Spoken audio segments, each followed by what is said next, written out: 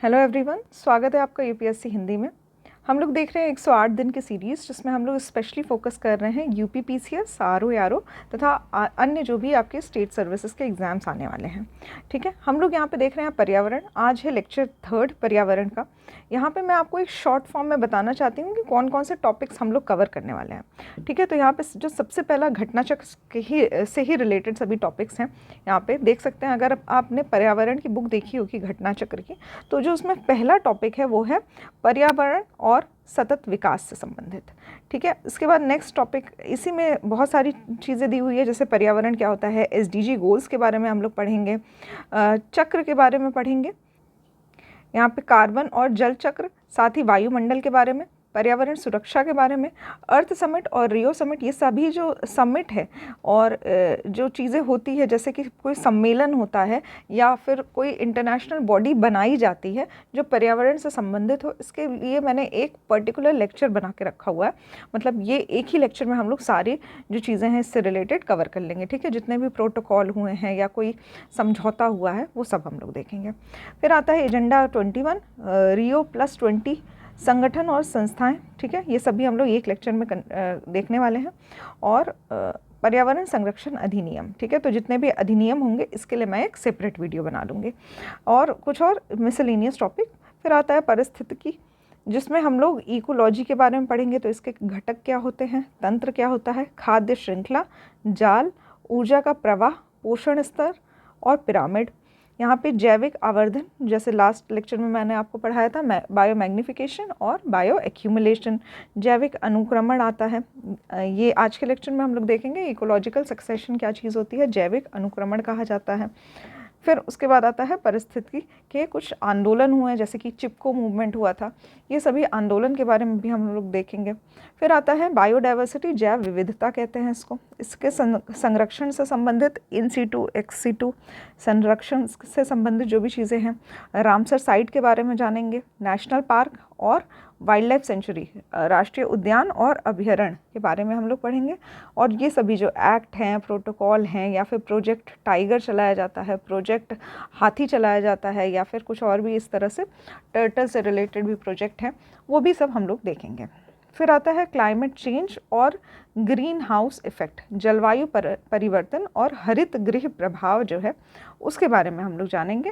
Climate change के बारे में पढ़ेंगे। एक इंटरनेशनल बॉडी है यूएन की, FCCC, इसके बारे में जानेंगे। क्योटो प्रोटोकॉल के बारे में पढ़ेंगे, और हमारे जो भारत सरकार के जो भी एक्शन लिए गए हैं क्लाइमेट चेंज, जलवायु परिवर्तन से संबंधित, उसके बारे में जानेंगे। नेक्स्ट, इसी में हम लोग, जैसे कि हमने हरित गृह प्रभाव, ग्रीन हाउस गैस पढ़ा, उसी तरह से हम लोग ओजोन परत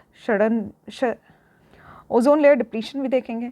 साथ ही ISFR की जो भी रीसेंट रिपोर्ट होगी वो देखेंगे, और कुछ गवर्नमेंट मेजर्स जो वनों के लिए लिए गए हैं उनके बारे में पढ़ेंगे। वैकल्पिक ऊर्जा पढ़ेंगे हम लोग, जैसे कि नवीनकरणीय और अनवीनकरणीय ऊर्जा संसाधन होते हैं, रिन्यूएबल या नॉन रिन्यूएबल एनर्जी रिसोर्सेज, और साथ ही प्रदूषण एक बहुत बड़ा टॉपिक है। काफ़ी सारी चीज़ें इसमें हम लोग, क्या प्रदूषक क्या होता है, कितने प्रकार के प्रदूषण होते हैं, और क्या क्या सरकार द्वारा एक्शन लिए गए हैं इनके बारे में, ये सभी हम लोग जानेंगे। ठीक है, तो ये ओवरऑल जो है एक इन्वायरमेंट का पूरा लेक्चर का जो सिलेबस है वो मैंने आपको बता दिया है। और इसमें अभी तक हमने जो चीज़ें कवर की है वो ज़्यादातर इकोलॉजी से संबंधित है, यानी कि पारिस्थितिकी से संबंधित है। ठीक है, ठीक है, तो लेक्चर की शुरुआत करते हैं। जो भी मैंने लास्ट टॉपिक पढ़ाया था उसमें से मैंने कुछ पर्टिकुलर क्वेश्चंस जो हैं वो सेलेक्ट किए हैं घटना चक्र से। देखते हैं वन बाय वन। तो सबसे पहला प्रश्न है, दो भिन्न समुदायों के बीच का जो संक्रांति क्षेत्र होता है इसको क्या कहते हैं। ठीक है, जो ट्रांजिशन एरिया होता है दो इकोसिस्टम के बीच का, उसको क्या कहते हैं। ठीक है, या फिर कम्युनिटी के बीच का, समुदायों के बीच का, उसको कहते हैं इकोटोन। ठीक है, ये है इकोटोन। करेक्ट आंसर हो जाएगा ऑप्शन नंबर डी, इकोटोन। ठीक है, तो यहाँ पे देख सकते हैं आप, ये भी, इसमें आपको कुछ इंग्लिश के टर्म्स जो हैं वो ज़रूर से आने चाहिए कि इकोटोन क्या होता है, क्योंकि प्रश्न में कभी कभी हिंदी ना देकर इंग्लिश के टर्म पूछ लिए जाते हैं। नेक्स्ट है, पारितंत्रों की घटती उत्पादकता के क्रम में उनका निम्नलिखित में से कौन सा अनुक्रम सही है। ठीक है, तो सबसे ज़्यादा जो होता है वो मैंग्रोव्स जो होते हैं, वो सबसे ज़्यादा उनकी प्रोडक्टिविटी होती है, उत्पादकता होती है। उसके बाद आता है घास का स्थल, फिर झीलें आती हैं, और लास्ट में आता है महासागर। ठीक है, तो यहाँ पे ऑप्शन नंबर सी जो है वो हमारा सही हो जाएगा। ठीक है, अब ये प्रश्न अगर आपने पढ़ा है तभी आप लोग लगा सकते हैं, वरना ये हमें कन्फ्यूजन हो सकती है कि जो महासागर है वो तो इतना ज़्यादा है तो इसकी उत्पादकता हो सकता है ज़्यादा होती हो, बट यहाँ पे जो करेक्ट सीक्वेंस है वो है मैंग्रोव्स, और फिर उसके बाद घास का स्थल आता है, फिर झील आती है और फिर आता है महासागर। नेक्स्ट क्वेश्चन है मोनोक्लाइमेक्स, जिसको एकल चरण कहते हैं, इसका सिद्धांत का प्रतिपादन किसने किया था? ठीक है, तो किसके द्वारा किया गया था? यहाँ पे इसको याद कर लीजिए आप लोग, F.E. क्लेमेंट्स नाम है जिन्होंने मोनोक्लाइमेक्स का सिद्धांत दिया था। ठीक है, तो इस सिद्धांत के अनुसार प्रत्येक क्षेत्र के एक समुदाय उच्चतम स्तर पर विकसित समुदाय होता है। ठीक है, और बाकी जो होते हैं वो अन्य समुदाय जो होते हैं वो उसी के मतलब एक डोमिनेंट होता है और अन्य समुदाय जो होते हैं वो उसके अंडर आते हैं। ठीक है, ये जो सिद्धांत है मोनोक्लाइमेक्स का सिद्धांत जो है ये F.E. क्लेमेंट्स के द्वारा दिया गया था। नेक्स्ट है पारिस्थितिकी नीशे। ठीक है, आला जिसको हिंदी में कहते हैं, तो इकोलॉजिकल नीशे जो है इसकी संकल्पना किसने दी थी? तो इसकी संकल्पना जो है वो ग्रिनेल के द्वारा दी गई थी।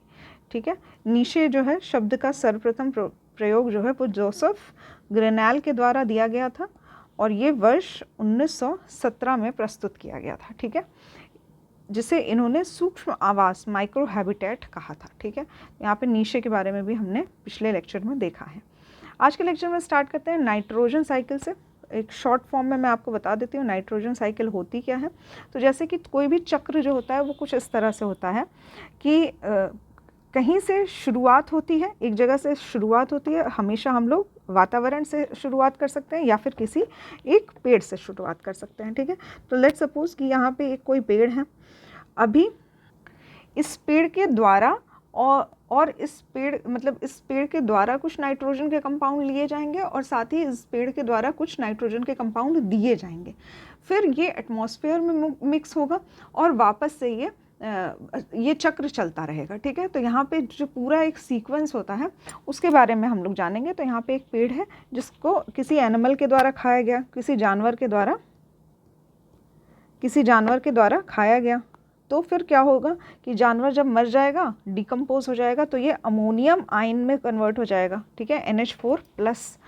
फिर इसके बाद ये कुछ और ऐसे केमिकल प्रोसेस होंगे और ये नाइट्रोजन कंपाउंड में नाइट्रोजन ऑक्साइड के फॉर्म में एक आयन बन जाएगा NO2-। फिर उसके बाद ये NO3-, मतलब अलग अलग कंपाउंड्स में इसका फॉर्मेशन होगा और उसके बाद फिर ये नाइट्रोजन के फॉर्म में एटमॉस्फेयर में स्टोर हो जाएगा। ठीक है, अब इस प्रोसेस में अमोनिया भी बनता है, कुछ नाइट्रोजन के ऑक्साइड भी बनते हैं और अमोनियम आयन भी बनता है। ठीक है, तो उसके बाद फिर वापस से ये प्लांट्स के द्वारा हमने कुछ पढ़ा है कि कुछ रूट्स ऐसी होती हैं जिसमें कुछ ऐसा प्रोसेस होता है जिससे नाइट्रोजन फिक्सेशन होता है उनके रूट्स में। ठीक है, तो यहाँ पे नाइट्रोजन फिक्सेशन के माध्यम से भी जो प्लांट होते हैं वो मिट्टी से या फिर एटमॉस्फेयर से जो नाइट्रोजन है उनको कैच कर सकते हैं। इसके साथ ही एक बड़ा फैक्टर है बिजली का कड़कना। जब भी लाइटनिंग होती है या बिजली का कड़कना होता है उस टाइम पे जो नाइट्रोजन के आयंस हैं वो भी एमिट होते हैं। तो इस तरह से भी जो हमारा सिस्टम है, पूरी एक साइकिल है, उसमें नाइट्रोजन का जो आना है वो कई फैक्टर्स पे डिपेंड करता है और यहाँ पे लाइटनिंग से भी हो सकता है, ये भी एक फैक्टर है। ठीक है, और वो हर जगह पे जहाँ पे नाइट्रिफिकेशन होता है ये सभी एक साइकिल को कंप्लीट करते हैं। ठीक है, तो ये है हमारी नाइट्रोजन साइकिल।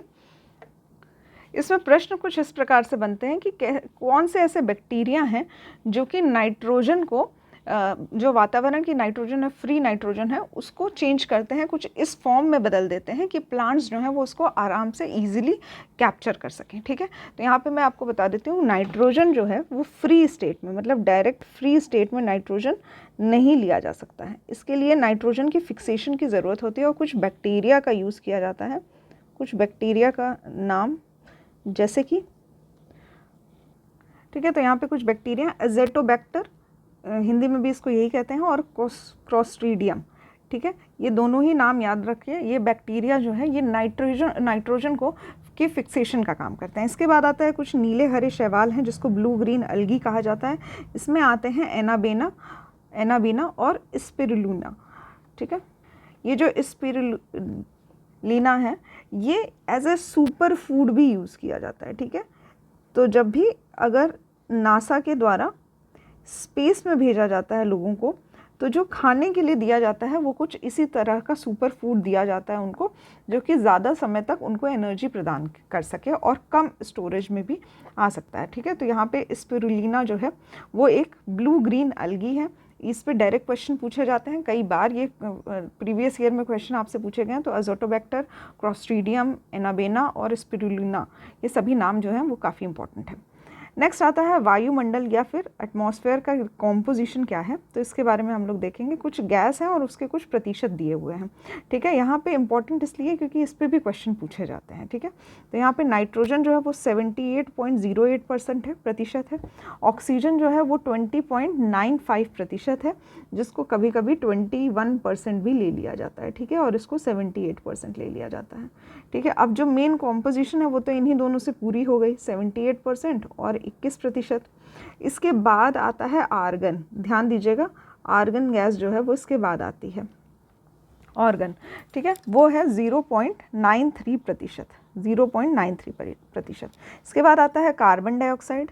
कार्बन डाइऑक्साइड जो है वो 0.036% है। फिर नियॉन आता है, नियॉन गैस आती है 0.002%। फिर हीलियम गैस आती है 0.0005%। ठीक है, फिर क्रिप्टॉन, हीलियम गैस, फिर क्रिप्टॉन गैस आती है 0.01%। फिर जिनॉन आती है, काफ़ी कम है। और फिर हाइड्रोजन आती है, वो भी काफ़ी कम प्रतिशत में है। ठीक है, तो ये सभी जो है ये वायुमंडल का किस तरह से कॉम्पोजिशन होता है इसके बारे में भी प्रश्न पूछे जाते हैं। ठीक है, तो यहाँ पे ये सभी जो है वो इम्पॉर्टेंट हो जाते हैं, एटलीस्ट ये सभी जो हैं वो इम्पॉर्टेंट हो जाते हैं। इसके बाद जो है वो प्रतिशत जो है वो काफ़ी कम है और इस पर क्वेश्चन पूछे नहीं गए हैं। बट आर्गन से संबंधित, कार्बन डाइऑक्साइड से संबंधित जो है प्रश्न जो है वो पूछे जाते हैं, इसलिए इनका परसेंटेज आपको पता होना चाहिए। नेक्स्ट इम्पॉर्टेंट हमारा टॉपिक है इकोलॉजिकल सक्सेशन, जिसको कहते हैं पारिस्थितिकी उत्तराधिकार या फिर अनुक्रमण। ठीक है, तो यहाँ पे अगर एक समुदाय का दूसरे समुदाय के द्वारा अनुक्रमण कर लिया जाता है, ऐसा इसलिए होता है, कारण जो होता है वो होने का वो होता है पर्यावरण में परिवर्तन। ठीक है, तो इस परिवर्तन के फलस्वरूप जो होता है वो एक कम्युनिटी जो होती है वो विलुप्त हो जाती है और उसके स्थान पे दूसरी कम्युनिटी जो है वो आ जाती है। इसको हम लोग समझ सकते हैं कि यदि कोई वन है, वन में वृक्ष हैं बहुत सारे और इसमें आग लग जाती है। ठीक है, आग लगने के कारण सभी जो वन के जो जीव हैं वो और साथ ही जो पेड़ पौधे हैं, इकोलॉजी है यहाँ की, उनको नुकसान होता है। ठीक है, तो लॉस की स्थिति हो जाती है, ये सभी जो है वो नष्ट हो जाते हैं। कुछ समय के बाद ये जो भूमि है इसमें कुछ और अन्य वैरायटी के स्पीशीज़ के घास जो होंगे, श्रब्स होंगे या फिर ग्रासेस होंगी, वो पैदा होंगी। तो अब जो श्रब्स और ग्रास पैदा होगी इस जगह पे, वो कुछ अलग किस्म की होगी। ठीक है, वो जो होगी उनकी वैरायटी और ये जो सबसे पहले एग्जिस्ट करती थी, इनकी वैरायटी में फ़र्क होगा। ठीक है, तो यहाँ पे क्या हो रहा है, एक समुदाय जो है वो विलुप्त हो गया है किसी कारण से। किस कारण से? पर्यावरण के परिवर्तन के कारण से, और दूसरे समुदाय ने उसके द्वारा अनुक्रमण कर लिया है। इस पे भी कुछ पर्टिकुलर क्वेश्चंस हैं जो कि हर साल पूछे जाते हैं। वो जो प्रश्न हैं वो मैं आपको नेक्स्ट लेक्चर में दिखाऊंगी, कि उसके माध्यम से भी मैं आपको एक बताने की कोशिश करूंगी कि इकोलॉजिकल सक्सेशन जो होता है, ये जो अनुक्रमण होता है, इसका एक सीक्वेंस होता है। वो जो सीक्वेंस है वो हम लोग पढ़ेंगे नेक्स्ट लेक्चर में, क्वेश्चन के माध्यम से मैं आपको बताऊँगी।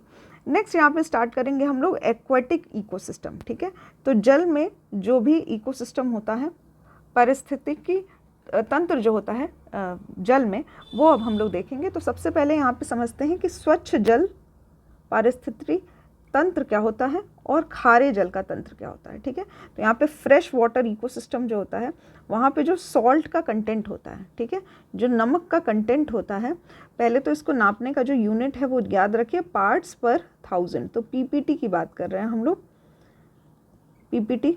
हर प्रति 1000 अगर देखा जाए कि कुछ 1000 यूनिट हमने पानी का लिया है और उस पर 1000 लीटर में अगर हमें 0% सॉल्ट मिल रहा है, तो मतलब वो एक फ्रेश वाटर है, मीठा पानी है और स्वच्छ जल कहा जाता है जिसको। और यदि 5 और 35 के बीच में मिल रहा है तो उसको ब्रैकिश वाटर यानी कि खारा जल कहा जाता है। ठीक है, तो यहाँ पे जो समुद्री जल होता है वो ज़्यादातर खारा होता है। अभी उसके बाद ये जो स्वच्छ जल पारिस्थितिक तंत्र होता है ये 2 प्रकार का होता है। एक होता है लेंटिक, हिंदी में भी इसको लेंटिक कहते हैं, और एक होता है लोटिक। ठीक है, इस पे भी पिछले वर्ष यूपी पीसीएस में प्रश्न पूछा गया था कि लोटिक और लेंटिक में क्या फ़र्क होता है। इस तरह से एक क्वेश्चन था कि लेंटिक के बारे में पूछा गया था कि क्या चीज़ होती है। तो यहाँ पे लेंटिक जो है वो स्थिर जल को कहा जाता है, जैसे कि कोई तालाब हुआ या झील हुई, पॉन्ड या लेक, ये क्या होता है, लेंटिक का एग्जाम्पल है। लोटिक क्या होता है, बहता हुआ जल होता है। ठीक है, जैसे कि झरना, नदी, ये क्या है, बहता हुआ जल है। तो यहाँ पे लेंटिक और लोटिक क्या है इसको भी आपको पता होना चाहिए, इस पे भी क्वेश्चन पूछे जाते हैं। अगर हम लोग एक्वेटिक ऑर्गेनिज्म यानी कि जलीय जीव की बात करते हैं तो कुछ प्रकार के जलीय जीव होते हैं जिसको हम लोग 1 बाय 1 देखेंगे। सबसे पहला है न्यूस्टन।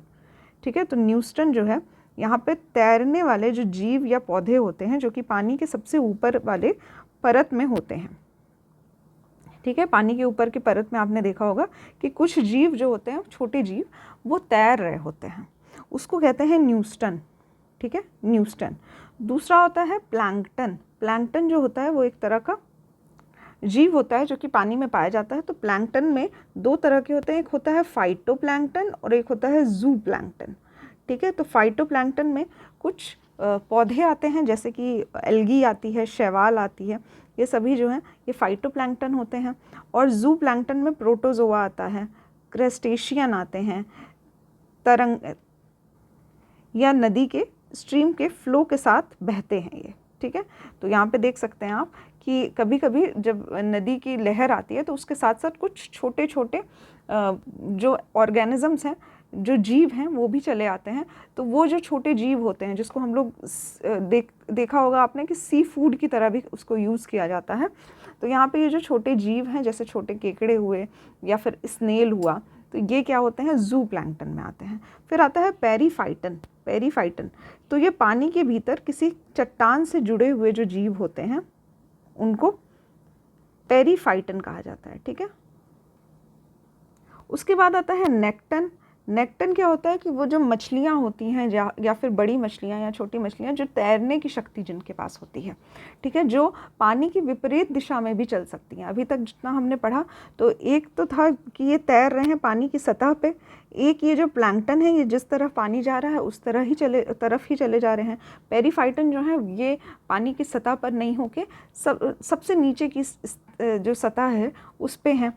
तो यहाँ पे ये चट्टान से जुड़े हुए हैं, इसको पेरीफाइटन कह रहे हैं। और नेक्टॉन जो होते हैं वो पानी के फ्लो के साथ भी जा सकते हैं और पानी के विपरीत दिशा में भी तैर सकते हैं, कि तैरने वाले जीव होते हैं, जैसे कि मछलियाँ हुई, छोटी मछलियाँ या फिर बड़ी मछलियाँ। ठीक है, तो यहाँ पे मछली जो होती है वो नेक्टन का एग्जाम्पल है। फिर आता है बेंथोस। ठीक है, बेंथोस। बेंथोस जो होते हैं वो पानी के सबसे निचली स्तर पर रहने वाले जीव होते हैं, जैसे कि कोरल, सी या फिर अर्चिन। ठीक है, तो यहाँ पे कोरल सी अर्चिन जो है वो इसका एग्जाम्पल हो जाएगा बेंथोस का। यहाँ पे ये सबसे नीचे के स्तर पे रहने वाले जो जीव होते हैं उनको बेंथोस कहा जाता है। ठीक है, ठीक है, तो यहाँ पे देख सकते हैं आप ये जो प्रकाश होता है, सूर्य का प्रकाश होता है, वो एक निचले स्तर तक नहीं पहुँच पाता है। तो ये जो बेंथोस हैं वो यहीं पे पाए जाते हैं, अप्रकाशित क्षेत्रों में पाए जाते हैं। और ये वो एरिया है जहाँ पे सूर्य का प्रकाश आ रहा है। तो यहाँ पे जो बेंथोस हैं वो नहीं पाए जाते हैं, वो निचले सतह पर पाए जाते हैं। नेक्स्ट, यहाँ पे जो जलीय जीव हैं इनकी उत्पादकता को प्रभावित करने वाले कुछ कारक हैं, उनके बारे में हम लोग पढ़ेंगे। तो सबसे इम्पोर्टेंट जो कारक है वो है सूर्य का प्रकाश। तो नदी का जो पूरा सिस्टम है, एक्वाटिक इकोसिस्टम है, वो 2 प्रकार से विभाजित किया जा सकता है। एक वो एरिया होता है जहाँ पे सूर्य का प्रकाश पहुँचता है, इसको फोटिक जोन कहते हैं। ठीक है, तो यहाँ पे फोटिक जोन होता है ये, यहाँ पे प्रकाश जो है वो पहुँचता है। एक होता है एफोटिक जोन जहाँ पे प्रकाश नहीं पहुँच पाता है। ठीक है, तो यहाँ पे जो भी जीव रहते हैं जो फोटिक जोन होता है, जहाँ पे सूर्य का प्रकाश पहुँचता है, वहाँ पे जो भी जीव होते हैं या फिर पेड़ पौधे होते हैं वो प्रकाश संश्लेषण करते हैं, फोटोसिंथेसिस करते हैं ऐसे प्लांट्स, और साथ ही श्वसन की क्रिया करते हैं। ठीक है, ये दोनों ही क्रियाएँ होती हैं, रेस्पिरेशन भी होता है और साथ ही फोटोसिंथेसिस भी होता है। बट अगर हम एफोटिक जोन की बात करें, जहाँ सूर्य का प्रकाश ही नहीं पहुँच रहा है, वहाँ प्रकाश संश्लेषण नहीं हो पाता है, वहाँ पे सिर्फ रेस्पिरेशन का प्रोसेस यानी कि श्वसन की क्रिया होती है। ठीक है, अभी ये इसलिए बताया जा रहा है क्योंकि इस पे भी क्वेश्चन पूछे जाते हैं कि श्वसन की क्रिया, मात्र श्वसन की क्रिया जो होती है वो कौन से लेयर में होती है। ठीक है, तो एफोटिक जोन में होती है। उसके बाद जो डिजॉल्व्ड ऑक्सीजन होता है, घुली हुई ऑक्सीजन, उसका एवरेज कंसंट्रेशन जो होता है वो 0.01% होता है नीचे की सतह पर। ठीक है, 0.01%। और एक और इम्पॉर्टेंट फैक्टर है टेम्परेचर, तापमान जो है वो भी एक इम्पॉर्टेंट फैक्टर हो जाता है जलीय जीव की उत्पादकता का। ठीक है, ये उसको प्रभावित करने वाले जो कारक हैं उसमें पहला होता है सूर्य की किरण या सूर्य का प्रकाश, फिर होता है डिजॉल्व्ड ऑक्सीजन और उसके बाद आता है तापमान। नेक्स्ट इम्पॉर्टेंट है यूट्रोफिकेशन, जिसको सुपोषण कहते हैं। यूट्रोफिकेशन ये नेक्स्ट प्रोसेस इंपॉर्टेंट प्रोसेस है, इसके बारे में हम लोग जानेंगे। तो उससे पहले एक प्रोसेस मैं आपको बता देती हूँ, एजिंग ऑफ सी किसको कहते हैं, कि झील का उम्र बढ़ना। उम्र बढ़ना किसको कहते हैं, तो एक समय के बाद क्या होता है, अगर कोई झील जो होती है वो अपने नए उम्र में होती है, उसका ग्रोथ जो होता है वो नया नया होता है, तो उस टाइम पे जो भी उसमें जलीय जीव होते हैं या फिर उसके ऊपर के जो ऑर्गेनिक मैटर्स पाए जाते हैं वो कम होते हैं, उनका कॉन्सेंट्रेशन जो होता है वो कम होता है। बट जैसे जैसे उम्र बढ़ती जाती है वैसे वैसे जो जमाव है मिनरल का और साथ ही जो ऑर्गेनिक मैटर हैं, ऑर्गेनिक पदार्थ हैं, इनका जो जमाव है वो बढ़ता जाता है। तो झील की जो उम्र बढ़ती है वो इन्हीं कारण से बढ़ती है कि मिनरल्स उसमें बढ़ जाते हैं, ऑर्गेनिक कंपाउंड्स या ऑर्गेनिक मैटर्स जो होते हैं वो बढ़ जाते हैं, और इस तरह से ये एक सिचुएशन ऐसी आती है कि इतने ज़्यादा बढ़ जाते हैं कि एक ऊपर एक पूरी लेयर बन जाती है। ठीक है, तो ये जो लेयर बनती है इसके कारण से ही झील की उम्र बढ़ती जाती है, और जो एक्वेटिक एनिमल्स हैं या फिर एक्वेटिक प्लांट्स हैं जो उसमें पाए जाते हैं वो भी एक वक्त पे ख़त्म होने की कगार पे आ जाते हैं। ठीक है, तो यहाँ पे ये जो मिनरल या फिर ऑर्गेनिक मैटर है ये आ कहाँ से रहे हैं, तो जो भी आसपास की नहर हैं या नदियाँ हैं या खेत हैं, इनमें से जो केमिकल्स होते हैं वो बहते हुए आते हैं।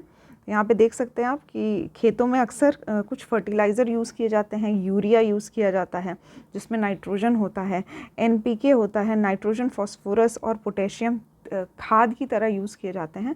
तो यदि ये ऊंचे स्थान पे होते हैं तो क्या होता है कि पानी के साथ बहते बहते, वर्षा का पानी या फिर कोई भी नहर नाला, वो बहता बहता किसी पानी में आ जाता है। तो पानी में क्या होते हैं, यहाँ पे जो न्यूट्रिएंट्स हैं उनकी मात्रा बढ़ जाती है, और पानी को क्या करते हैं, देख सकते हैं आप लोग, ये हरा हरा करके पूरी तरफ से, चारों तरफ से क्या हो जाता है, यहाँ पे इसकी सतह पर कुछ प्लांट्स जो होते हैं वो ग्रो करने लगते हैं। जैसे कि आपने देखा होगा जलकुंभी जो होती है वो पूरे पानी की सतह पर फैल जाती है। उससे क्या होता है कि जो नीचे के जो जीव जंतु हैं वहाँ तक प्रकाश नहीं पहुँचता है, प्रकाश भी नहीं पहुँचता है, और साथ ही जो ऑक्सीजन होता है, ऑक्सीजन का जो लेवल है वो भी कम होता जाता है, और इस तरह से जो नीचे के जीव हैं उनकी मृत्यु होती जाती है। तो ये क्या होता है, जलीय जीव जो होते हैं ये नेगेटिव होते हैं और नीचे के जो एक्वेटिक इकोसिस्टम है उसको नुकसान पहुँचाते हैं। ऐसे में क्या स्टेप किए जाते हैं, तो यहाँ पे ऑक्सीजन का जो लेवल होता है इसको बनाए रखना चाहिए। जो ये बीओडी लेवल है, बायोलॉजिकल ऑक्सीजन डिमांड जो होती है वो किसी भी जो लेक की या फिर जहाँ पे भी ये न्यूट्रिएंट्स वाला पानी होता है, यहाँ पे ऑक्सीजन का लेवल जो है वो बनाए रखना चाहिए। इस तरह से ऑक्सीजन का लेवल अगर बना रहेगा तो यहाँ पे यूट्रोफिकेशन या फिर सुपोषण जैसा प्रोसेस नहीं होगा। ठीक है, यहाँ पे जो ज़्यादातर ऑर्गेनिक मैटर या फिर न्यूट्रिएंट जो होते हैं वो ज़्यादातर बह के आते हैं। ठीक है, तो यहाँ पे मेन जो कारण है इसका वो है वाटर पॉल्यूशन। ठीक है, तो यहाँ पे वाटर पॉल्यूशन को रोकने के लिए जितने भी क्रियाएं की जा सकती हैं, जैसे कि ऑर्गेनिक फार्मिंग अगर हम लोग करते हैं या फिर फर्टिलाइज़र्स को यूज़ नहीं करते हैं, जो पेस्टिसाइड्स हैं, जो भी कीटनाशक यूज़ किए जाते हैं, इनकी जगह पे अगर ऑर्गेनिक चीज़ें यूज़ की जाती हैं तो केमिकल्स का जो फॉर्मेशन होता है, जो केमिकल इकट्ठा हो रहे होते हैं, उनका जो इकट्ठा होना है वो ख़त्म हो जाएगा। यूट्रोफिकेशन जैसा प्रोसेस जो है वो नहीं होगा, ठीक है। तो यहाँ पे BOD का लेवल जो होता है वो धीरे धीरे घटता जाता है यूट्रोफिकेशन के प्रोसेस में, और ये बायोलॉजिकल ऑक्सीजन डिमांड कहलाता है। फिर वहाँ पे मृत्यु होने लगती है जो भी जलीय जीव रहते हैं वहाँ पे, ठीक है। नेक्स्ट इसी का एक प्रोसेस है अलगल ब्लूम, जिसको कहते हैं शैवाल का प्रस्फुटन, ठीक है। तो ये भी यूट्रोफिकेशन जब आगे चल के बहुत ज़्यादा बढ़ जाता है, जब सुपोषण बढ़ता जाता है और NPK के प्रभाव से अलगी में वृद्धि होती है और बहुत ज़्यादा वृद्धि हो जाती है कि पूरा जो पानी का सरफेस होता है उसमें पूरी तरह से सिर्फ एल्गी या फिर शैवाल ही दिखाई देता है, उसको शैवाल प्रस्फुटन या फिर एल्गल ब्लूम कहते हैं। इससे जो एक्वाटिक इकोसिस्टम है उसका डिग्रेडेशन होता है, ठीक है, डिग्रेडेशन ऑफ एक्वाटिक इकोसिस्टम। इसके बाद हम लोग देखेंगे कुछ शब्द हैं और किसके द्वारा दिए गए हैं। तो अभी मैंने प्रश्न के माध्यम से आपको बताया था इकोलॉजिकल नीशे शब्द जो है वो ग्रेनेल्स के द्वारा दिया गया है। इकोलॉजिकल पिरामिड जो है वो चार्ल्स एल्टन के द्वारा दिया गया है। चार्ल्स एल्टन ने पिरामिड का कंसेप्ट दिया था, ठीक है। नीश का जो कंसेप्ट है वो ग्रेनेल्स द्वारा दिया गया है। इसके बाद आता है हरित विकास, ग्रीन डेवलपमेंट जो है वो WNM एडमन ने दिया है, ठीक है। यहाँ पे हरित विकास शब्द भी देख सकते हैं। फिर पारिस्थितिकी तंत्र जो होता है इकोसिस्टम, ये टांसले के द्वारा ये शब्द दिया गया है। फिर है पारिस्थितिकी यानी कि इकोलॉजी, ये शब्द जो है वो अर्नेस्ट हैकल के द्वारा दिया गया है।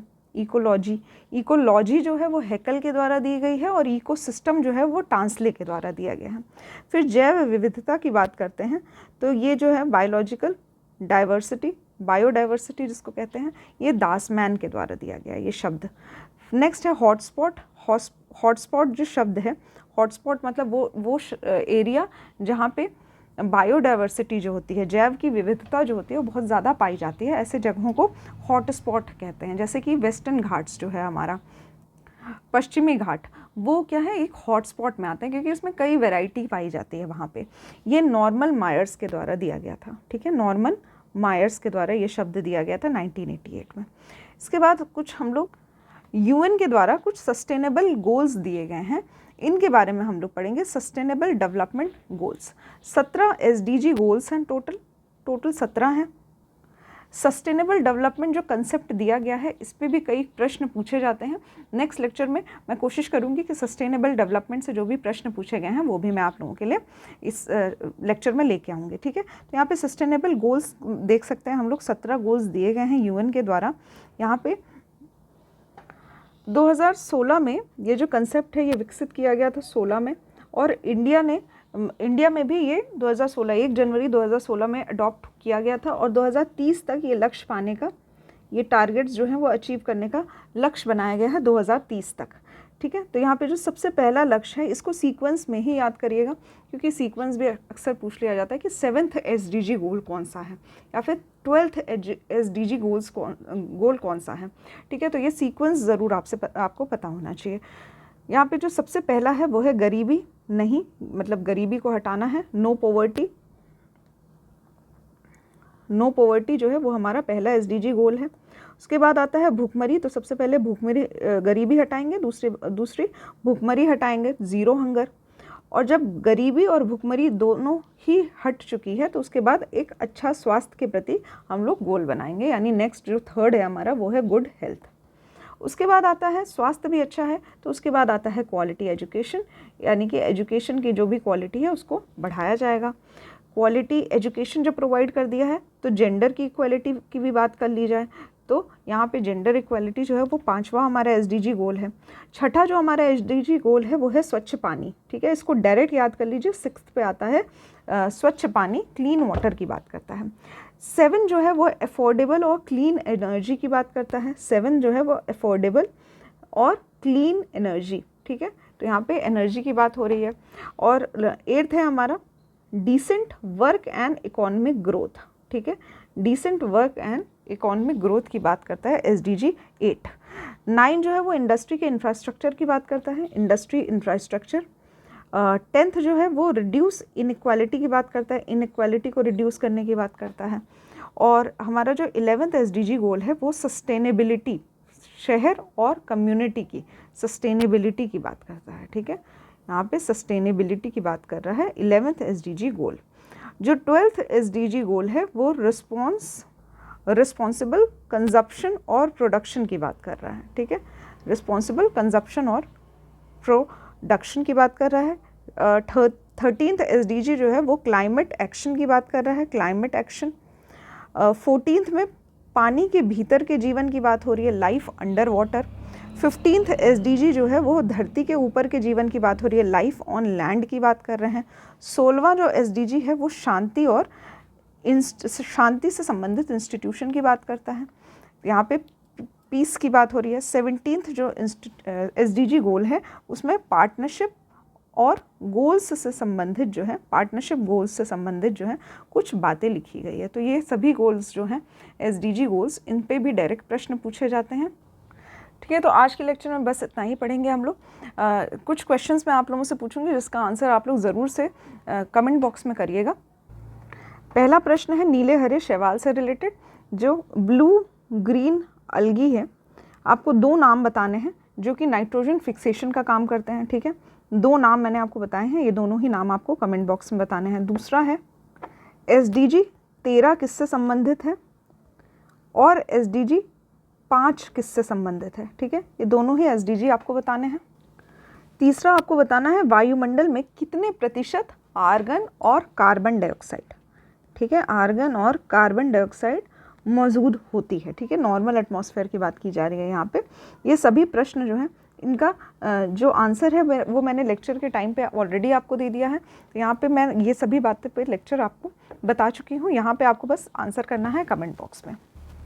लेक्चर अगर पसंद आया तो आप लोग कमेंट बॉक्स में लिख सकते हैं। इसके साथ ही अगर कोई भी सुझाव आपको देना हो तो वो भी आप लोग कमेंट बॉक्स में लिख सकते हैं। इससे रिलेटेड अगर कोई भी टॉपिक है जो आप पढ़ना चाहते हैं जो कि इन्वायरमेंट से रिलेटेड है, वो भी आप लोग कमेंट बॉक्स में लिख सकते हैं। वो वाला टॉपिक जो है वो आप लोगों का कवर करा दिया जाएगा जल्दी ही।